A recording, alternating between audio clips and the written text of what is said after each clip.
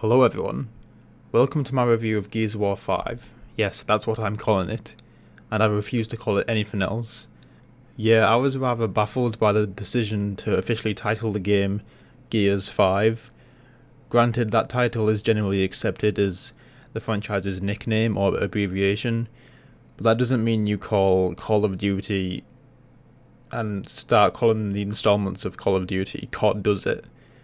Calling Gears of War Gears 5 makes as much sense as it would to call a Call of Duty game Call 5, regardless of how much one may roll off the tongue than the other. I'm just going to go on a bit of a tangent about this topic, so bear with me. Simplifying the title and bogging it down to Gears 5 takes away the meaning of the title that was originally intended. When you hear Gears of War, it at least creates a vivid picture through word of mouth alone, depicting cogs in a machine, a gargantuan machine, a powerhouse that is the cog army, where each soldier is utilised as if they are a mere device designed to act only as a utilitarian and to not be deterred by their human idealistics. But when the fate of the world is put in the hands of a handful of soldiers, Delta Squad, we don't overlook the war as some military tactician, but we submerge ourselves in the nitty-gritty details of war. Delta Squad, the characters who drive the story, these are the greasy, dirty and rusted Gears of War. Perhaps the reason for the rebranding of the franchise was because people were confusing Gears of War for God of War, and due to that fact that God of War is far more prominent now and successful, they took it upon themselves to exit that competition that was brought around due to the clashing acronym abbreviations of both franchises, and we all know how much gamers love to assume an acronym to their game titles. Now for a brief and concise recap and a summary of my thoughts of the previous 4 Gears of War games. The first 2 games had a great sense of horrific atmosphere, as these corrosive, grotesque creatures rose to the surface, just as the ashes had settled from the pendulum wars against the COG and the URI. Considering the first game was released in 2006, and the second a few years afterwards, it was a great feat to have introduced the world to the revitalised genre in the third-person cover shooting mechanics, the excellent map design and weapon design, from its balancing down to its intensity and weight delivered by the rampant violent and visual cues and visceral sound effects that are iconic to this day.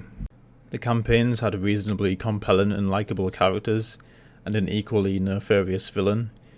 Gears of War 3 shows effort in trying to experiment and give the fans something new, in the form of Beast Mode. Beast Mode pitted the players against waves of Locust, controlled by the players. The players would have to save up currency to upgrade in the tiers of the Locust terraforms, and before they knew it, the human players would have a berserker boss battle on their hands. It was sort of a mix between Versus and Horde mode. After all, it was cool and interesting, but however, it was discontinued due to it being a bit gimmicky and not really eligible for a fair competition.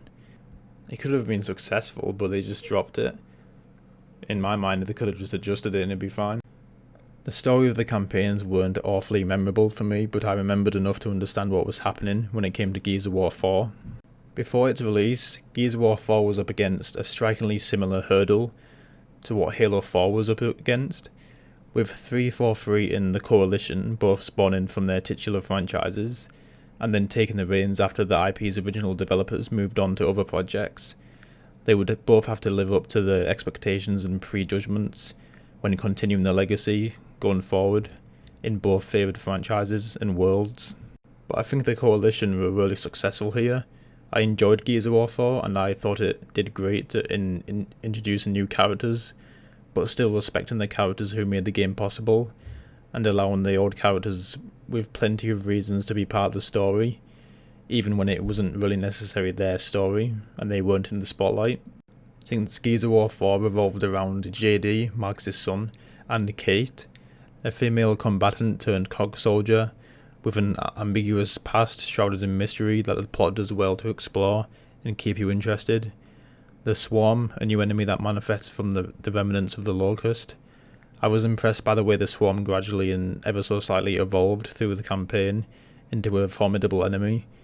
The moment when the juvenile swarm humanoid first picks up a rifle and then uses it against you, that was effective. Then by the end, Kate realizes her past is shrouded in mystery and she must find the answers, as it may be related to the Locust and the Swarm. The ending was a cliffhanger and it made the development of Gears of War 5 a necessity. Speaking of Gears of War 5, the game is excellent and it blew me away in so many narrative and technical aspects. Much like how I mentioned in my Metroid Exodus video, it broadened its horizon and expanded from the traditional linear structure, and Gears of War 5 has done exactly that. It's managed to transcend into new gameplay territory without compromising and making sure they haven't alienated the game's established fanbase. They have sustained the core of what Gears of War has always represented in terms of gameplay, but perhaps not in its tone and atmosphere. To my dismay, despite my respect for this game as a polished, well thought out product, I found that I, and the gaming Methodist, a friend of mine, can feel this alteration in the game's tone. No longer do environments look chilling and eerie. Gone are the creepy, ominous pieces of background music in the main menu and in-game segments. The visual and graphical quality of Gears of War 5 is breathtaking in certain parts on a technical level, but the evident design choice to strip Gears of War of its dark, menacing atmosphere forces me to refer back to older games for what they should have done. The bright lighting creates for more of a Hollywood-resembling style, and the music that plays during the game and mostly noticeable in the main menu seems like it would sound familiar to fans of Uncharted or Call of Duty. You know, just this kind of heroic, exhilarating, patriotic music, which is more omnipresent than the classic Gears of War soundtrack, and to put it bluntly, it's rather generic. On the other hand, fortunately, Gears of War 5 does serve the franchise with fidelity, as it stays true to the cover-based gameplay formula that just works, and no, not the Todd Howard's version of that sentence, the actual one. The challenge in the campaign is well crafted and offers equal chance to the player to strategize and eliminate the threat throughout the entire game. Same goes for the Horde mode, which is still great. The competition in Versus is effective in its variety of close quarters combat for mastering the Nasher, all the way to the long range fights of dipping in and out of cover, carrying out suppressive fire to cover your teammates whilst they attempt to flank, or putting your accuracy to the test and unloading your Lancer, or perhaps a long shot to the head.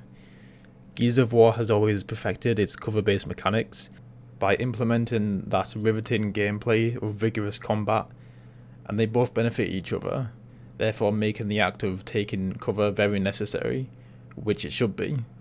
The gameplay simulates a very realistic playing field of combat with weapons and armaments, playing a key role in operating as a tactician. The Coalition has lived up to the standards in quality with regards to the gameplay and engagement. The future of these developers for this franchise is looking bright going forward. It would appear that Gears of War 4 was just the beginning of the passion and energy they have got in store for this franchise. That is clear to see. However, the locking onto cover can get a bit fidgety when the barriers are close to each other, and the game's getting confused and it doesn't know which part of cover you want to lock onto, and that issue may cause me to die sometimes, so that's a little nitpick I have, and it disturbed the gameplay a bit.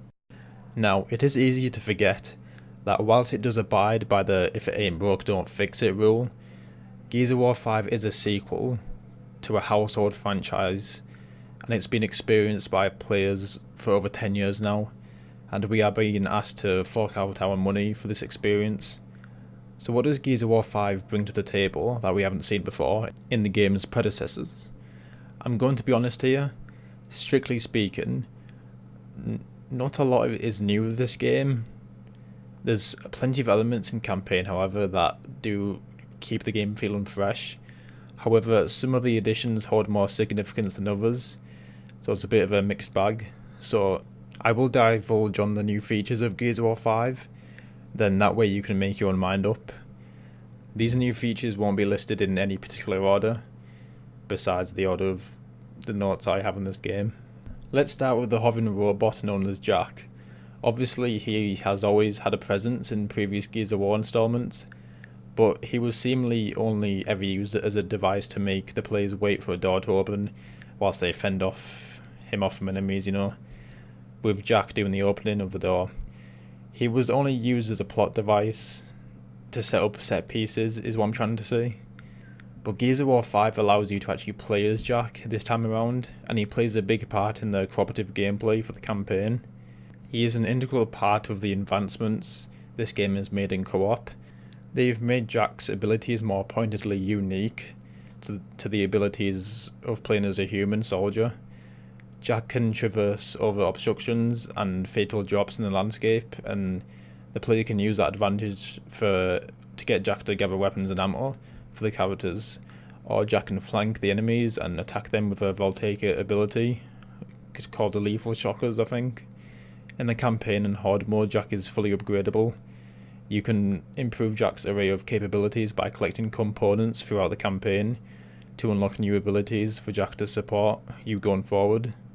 In horde mode, players can choose to focus their efforts in leveling up their rank as Jack and unlocking abilities to augment Jack. You can make Jack an indispensable tool in a battle of attrition against the swarm in horde mode. You can upgrade the damage and range of Jack's shock attack. You can upgrade Jack so he can revive you on campaign and you can allow him to carry heavy weapons. On campaign, this shakes up the challenge of finding collectibles, as it gives the developers the freedom to hide them with more verticality. On horde mode, you can unlock skills for Jack that enable him to resupply the weapons as he holds them with more ammunition until he drops it. Jack can also revive players much more rapidly than normal human players, but this ultimate ability is the game-changing part. Jack can actually hijack into the enemy's nervous systems, I guess, and the player playing as Jack can assume control of enemies for a short amount of time. Not only that, but there's an upgrade for Jack that adds to the duration of the hijack effect with every kill a player gets when in control of an enemy. As with the skill unlocks for the horde mode, the other characters also have their own unique abilities. Marcus has some form of airstrike, and I think Kate goes invisible. The only character I have really gotten into playing as on horde mode is Jack, because if you upgrade him enough, he will be essential for collaborative survival.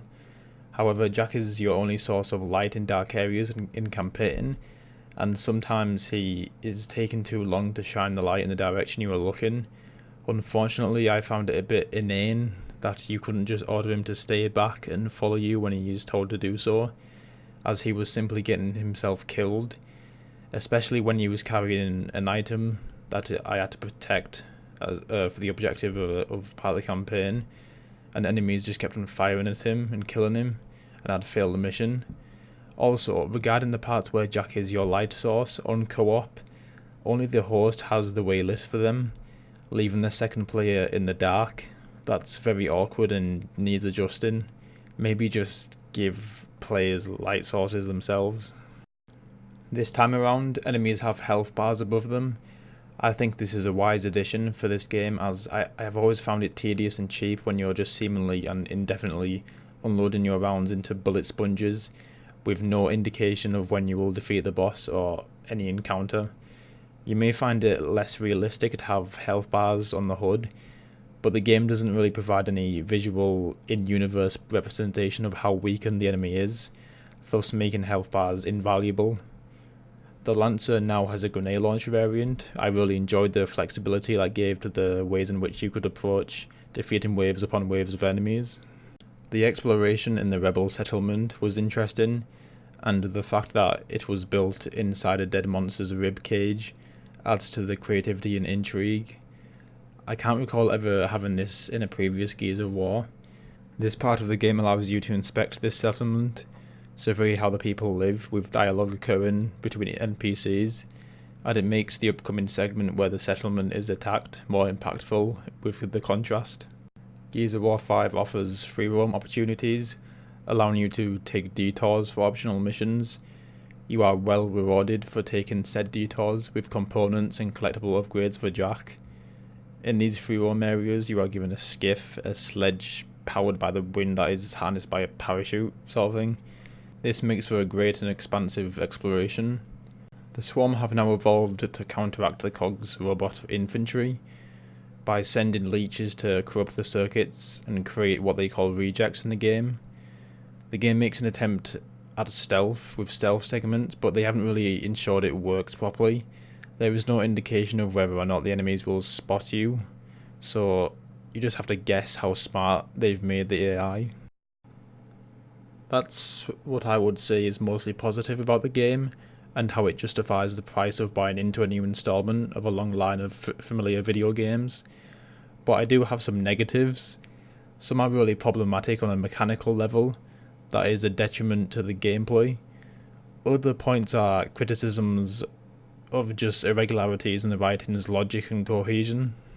So the first gripe I'm going to mention is to do with the story. Throughout the game, Kate has headaches and migraines that seem trivial at the start of the game, yet very quickly, around the time when you start playing as Kate, they get evidently worse to an extent where she's wincing in pain, kneeling down on the floor, hyperventilating. Every time it happens to her, she even sometimes shouts, yells things, cursing to her hallucinations that she's having, and one of which is the Locust Queen. She sees her. So when she expresses all those symptoms and delusions, anyone who has half a brain would, be urged to get to the bottom of it, of what's happening to her. But they don't. Kate just rubs it off and insists, "Oh, I'm fine, don't worry." And Dell, her companion for much of the story, just accepts that. Now this would have been fine, I suppose. It could have been just a nitpick, but then the story tries to have the same point of contention and concern, but elsewhere. To refrain from spoilers, something happens that takes an emotional toll on JD early in the campaign, and he is built up to be a broken man, evident by a few dialogue exchanges as a result of it. Kate and Dell and other members of Delta Squad talk about him all the time and refer to him as a broken man. Now, we see him briefly after the time jump, and he seems fine to me.